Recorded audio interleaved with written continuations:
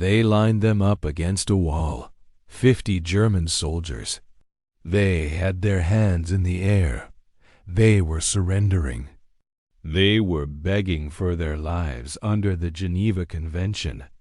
But the American machine gunner didn't listen. He set up his tripod in the dirt. He adjusted the belt of his .30 caliber weapon. He looked at his commanding officer, who gave a single silent nod.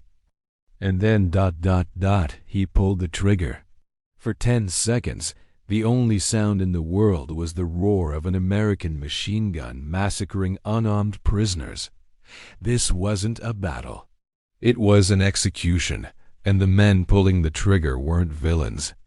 They were the heroes of World War II, the liberators. So why did they do it? What could make a disciplined American soldier snap and turn into a cold-blooded killer? The answer lay just a few hundred yards away, sitting silently on a set of railroad tracks. A train filled with a horror so unspeakable that it made good men lose their minds. This is the true, uncensored story of the Dachau Massacre. The day the U.S. Army broke every rule of war, and the day General George Patton burned the evidence to keep it a secret. You think you know history? You have no idea. April 29th, 1945. A Sunday morning. But there was no church. There were no prayers. There was only the crunch of boots on frozen mud and the smell. That godforsaken smell. The men of the U.S. 45th Infantry Division, the Thunderbirds, were not rookies. They were the dogs of war. They had waded through the blood of Sicily. They had survived the meat grinder of Anzio. They had fought across France and breached the German border. They had seen friends blown into pink mist by artillery. They had killed men with their rifles, their bayonets, and their bare hands. They thought they were hardened. They thought they had seen the absolute bottom of the pit that humanity could dig. They were wrong. They were marching towards a complex near Munich. Intelligence said it might be a supply depot, maybe a factory, maybe an SS training camp. The map just labeled it Dachau. To the Americans, it was just a name, another coordinate on a map, another place to clear, secure, and move on from. The air was unnaturally cold for April. A gray fog clung to the ground, swallowing the knees of the soldiers as they advanced. Lieutenant Colonel Felix Sparks, a man of iron discipline, led the battalion. He urged his men forward, his eyes scanning the tree line for snipers. But there was no enemy fire, no mortar, no machine gun bursts, just silence and the smell. It started faint, like rotting garbage in the summer heat, but as they got closer, it changed. It became sweet, sickeningly sweet. It coated the back of their throats. It tasted like copper and burnt hair. The soldiers looked at each other, confused. They checked their boots, thinking they had stepped in something, but the smell wasn't on them. It was in the air. It was the atmosphere itself. They reached a railroad track just outside the complex walls. And that is where the war ended and the nightmare began. Sitting on the tracks was a train, 39 railway boxcars, the type used for cattle. Or coal. It sat completely still. No steam from the engine. No conductors. Just a long iron snake coiled outside the gates of hell. The soldiers approached cautiously, rifles raised. They expected an ambush. They expected the doors to fly open and MG-42s to cut them down. But the train remained silent. Private John Lee, a tough kid from Oklahoma who thought he was unshakable, walked up to the first car. He noticed something dripping from the wooden slats, a dark, viscous liquid. He reached out, unlatched the heavy iron door, and slid it open. He didn't scream, not at first. His brain simply couldn't process what his eyes were seeing. It wasn't supplies. It wasn't ammunition. It was meat, human meat. Packed inside the car, stacked floor to ceiling like firewood, were bodies, hundreds of them. Men, women, children. Their limbs were tangled together in a grotesque puzzle of death. They were skeletons wrapped in translucent skin, their eyes wide open, staring at nothing. Staring at everything. Some had died of starvation. Some of thirst. Some had suffocated under the weight of the bodies on top of them. But as the soldiers looked closer, they saw the true horror. There were bite marks on the arms and legs of the dead. The living, trapped in this iron coffin for weeks without food, had tried to eat the dead to survive. And then they had died too. Lieutenant Colonel Sparks ran down the length of the train. "Don't look," he shouted to his men. "Keep moving. Don't look at it." But you could not look. It was a gravitational pull of horror. There were 2,300 bodies on that train. The death train. These weren't soldiers. They were ghosts. And something inside the men of the 45th Division broke. You have to understand the psychology of a soldier. They fight by rules. You shoot the enemy shoots you. It's a transaction of violence. But this wasn't war. This was industrial-scale murder. A veteran sergeant, a man who had smoked cigarettes while under mortar fire, fell to his knees in the snow and began to vomit until there was nothing left in his stomach. Another soldier, 19 years old, sat on the tracks and started crying, rocking back and forth, calling for his mother. But for most of them, the tears didn't last long. The sadness evaporated, replaced by something far more dangerous. A cold, vibrating rage, a rage that turned their blood into ice. They tightened their grip on their M1 Garands. Their knuckles turned white. They looked at the watchtowers of the camp in the distance. In that moment, the Geneva Convention ceased to exist. In that moment, the 45th Infantry Division stopped being an army of liberation and became a death squad. The soldiers moved away from the train, leaving the dead behind, and stormed towards the main gate. They were no longer walking, they were hunting. Inside the camp, the commandant, Martin Weiss, had already fled like a coward. But he had left behind a young SS lieutenant named Heinrich Wicker to hand over the camp. Wicker was a fool. He thought the rules still applied. He saw the Americans approaching and decided to play the part of the gentleman officer. He put on his finest dress uniform. He polished his black jackboots until they shone like mirrors. He adjusted his cap. He gathered a small escort and walked out of the main gate carrying a white flag of surrender. He expected a formal ceremony. He expected to salute an American officer, hand over his pistol, and be taken to a comfortable POW camp where he would wait out the end of the war with 3 meals a day. He walked up to the lead American element, clicked his heels together, and saluted. "I surrender this camp to the United States Army," he said in English. "I have 500 guards inside who are ready to lay down their arms." The American officer standing opposite him was covered in mud. He had just seen the death train. He had the smell of 2,000 rotting corpses stuck in his nose. He looked at this Nazi peacock. He looked at his polished boots. He looked at his well-fed, rosy cheeks. And then he looked at the pile of skeletons just 10 yards away. The American didn't return the salute. He didn't speak. He simply spat in the German's face. "You son of a bitch," he whispered. He turned to his men. "Take them." There would be no gentleman's agreement today. Wicker was shoved into the back of a jeep, but his men would not be so lucky. The Americans breached the perimeter. Chaos erupted.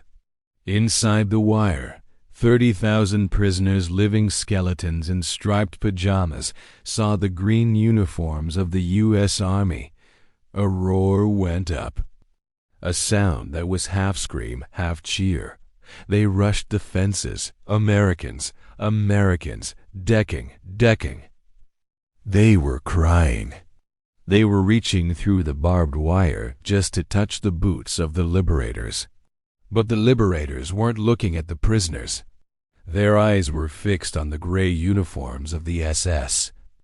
It happened near the camp's power plant, in an area known as the coal yard. A group of SS guards, realizing the camp was overrun, decided to surrender.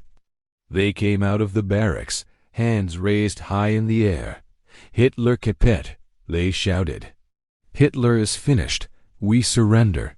Geneva Convention." They smiled nervously. They thought the magic words would save them. They thought that because they had raised their hands, they were safe. They were wrong. Watching them was Lieutenant Jack Bushyhead, a Native American officer from Oklahoma, a warrior. Bushyhead was shaking, not from fear, but from adrenaline and hatred. He had just walked past the crematorium. He had seen the ovens. The doors were open, and inside he could see the charred remains of human skulls. The bones were still smoking. He looked at these SS guards. They were healthy. They were strong. They had been eating while the prisoners starved. They had been warm while the prisoners froze. And now they wanted mercy? Bushyhead didn't say a word. He didn't read them their rights. He simply gestured with the barrel of his Thompson submachine gun. "Line them up." The American soldiers understood immediately. There was no hesitation. No one asked, "Sir, is this legal?" They herded the SS guards, about 50 of them, towards a long brick wall at the base of the coal pile. The Germans started to realize what was happening. The smiles vanished. Panic set in. 9. One screamed. "Please." Some started to pray. Others stared in disbelief. This wasn't how the Americans fought. The Americans were the good guys. The Americans followed the rules. But the Americans at Dachau had left their rulebooks on the death train. An American machine gunner, a private nicknamed Birdeye, stepped forward. He carried a .30 caliber M1919 machine gun, a weapon designed to cut through infantry waves. He slammed the tripod down into the dirt. The metallic clack-clack of the bolt being pulled back echoed off the brick walls. He sat behind the gun. He looked at Lieutenant Bushyhead. Bushyhead looked at the SS. Then he looked at Birdeye. He nodded. It wasn't a battle. It was an extermination. The .30 caliber rounds tore into the line of Germans. Bodies jerked and danced as the bullets ripped through them. Dust and blood exploded from the brick wall behind them. The screaming was drowned out by the roar of the gun. It lasted maybe 10 seconds, maybe 15. When the smoke cleared, the wall was painted red. The ground was black with coal dust and slick with blood. 50 men lay in a heap. Some were dead. Some were twitching, gasping for air, clutching their chests. Lieutenant Colonel Sparks heard the firing and came running from the main gate. He saw his men standing over the pile of bodies, rifles raised, ready to finish off the survivors. "Stop it!" Sparks screamed. "What the hell are you doing?" He drew his Colt 1911 pistol and fired a shot into the air to snap his men out of their trance. "Cease fire! Cease fire, damn it!" The gunner, Bird-Eye, looked up at the colonel. His face was blank. There was no remorse in his eyes, only tears. "Colonel," he sobbed, his voice cracking. "They deserved it. You saw what they did. They deserved it." Sparks kicked the machine gunner off the weapon. He placed a guard over the surviving Germans to protect them from his own troops. But the damage was done. The seal had been broken, and the killing was far from over. While the Coal Yard Massacre was happening, chaos was spreading to every corner of the camp. At Guard Tower B, the SS men inside tried to surrender. They opened the trapdoor and began to climb down the ladder. The American soldiers at the base of the tower didn't wait for them to reach the ground. As the first German stepped onto the ladder, a rifle cracked, then another, then a volley. The guards were shot off the ladder like carnival targets. They fell, screaming, plunging into the freezing water of the moat below. But they weren't dead yet. They splashed in the water, begging for help. The Americans walked up to the edge of the moat. They looked down at the struggling Nazis. They didn't offer a hand. They offered lead. They emptied their magazines into the water. The water turned frothy and red. Silence returned to Tower B1. GI later wrote in a letter home, "It wasn't war. It was an execution, and I didn't feel a thing. After what I saw in those boxcars, they weren't human to me anymore. They were rabid dogs, and you put down rabid dogs." But the Americans weren't the only ones exacting revenge. The prisoners, the victims, wanted their turn. Somehow, in the confusion, a group of prisoners broke out of their barracks. They were emaciated, weighing less than 80 pounds. They could barely walk, but hate is a powerful fuel. Adrenaline flooded their starving bodies. They found an SS guard hiding in a storage shed. They dragged him out into the daylight. They didn't have guns. They didn't need them. They had shovels. They had sticks. They had their bare hands. The American soldiers stood nearby, smoking cigarettes, watching. A young private turned to his sergeant. "Sarge, should we stop them? That's a prisoner of war." The sergeant took a drag of his cigarette, looked at the skeleton-like men beating the Nazi to death, and shook his head. "No," he said coldly. "Let them finish." The prisoners tore the guard apart. It was primal. It was savage. It was Old Testament justice. In another part of the camp, prisoners found a capo, a prisoner, who had collaborated with the Nazis and beaten his fellow inmates. They dragged him to the latrines. They shoved his head into the filth and held him there. He drowned in the excrement of the men he had tortured. For 1 hour, Dachau was a lawless zone. The victims became the judges, the juries, and the executioners.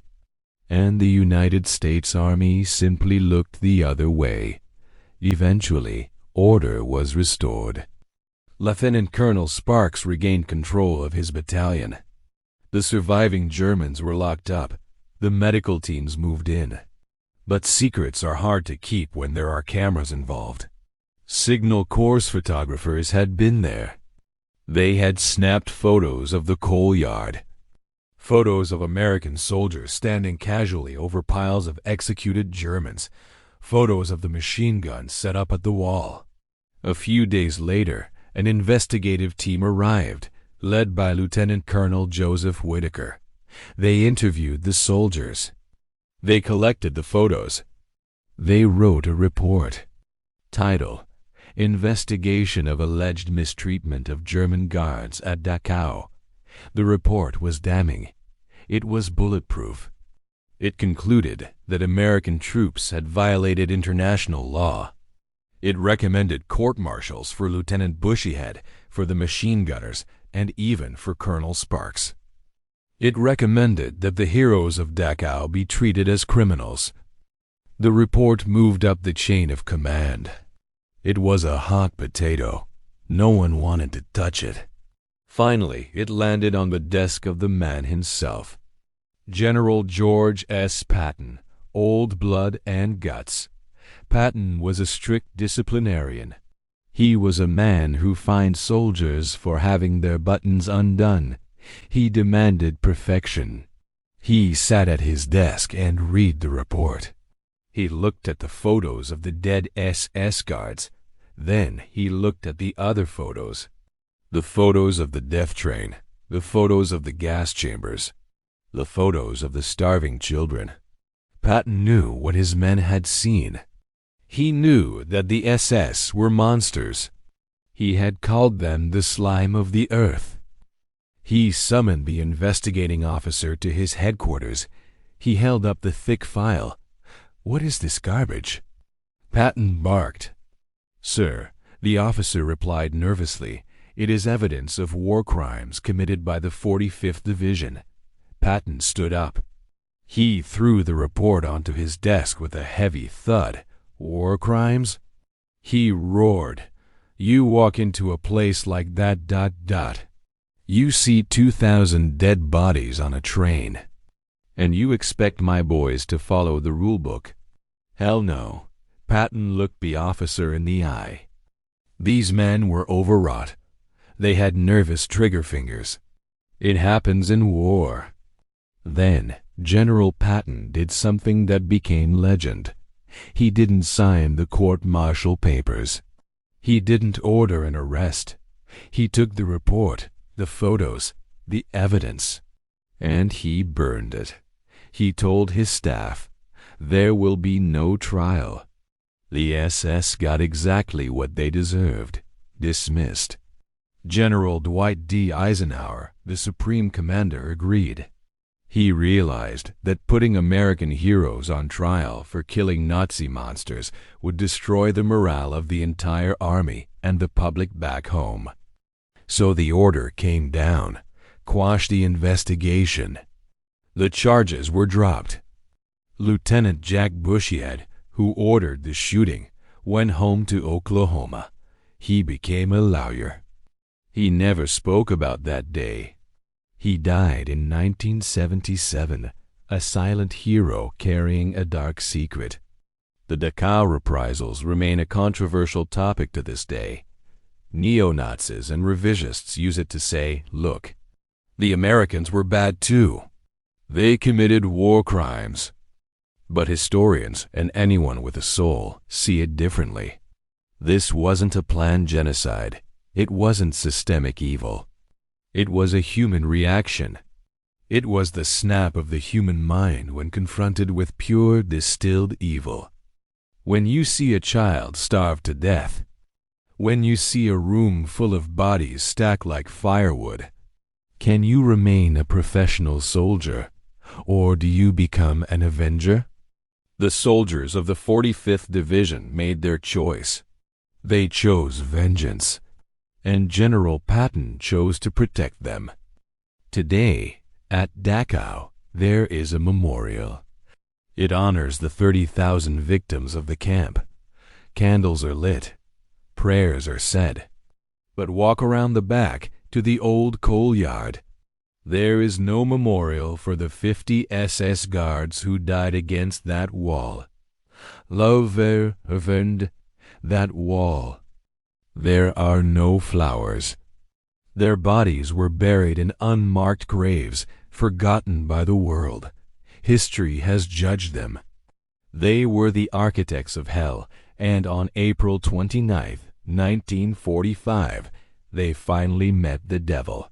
As for the American soldiers, they carried the memory of the death train for the rest of their lives. They tried to forget the shooting. They tried to wash the blood off their hands, but they never regretted it.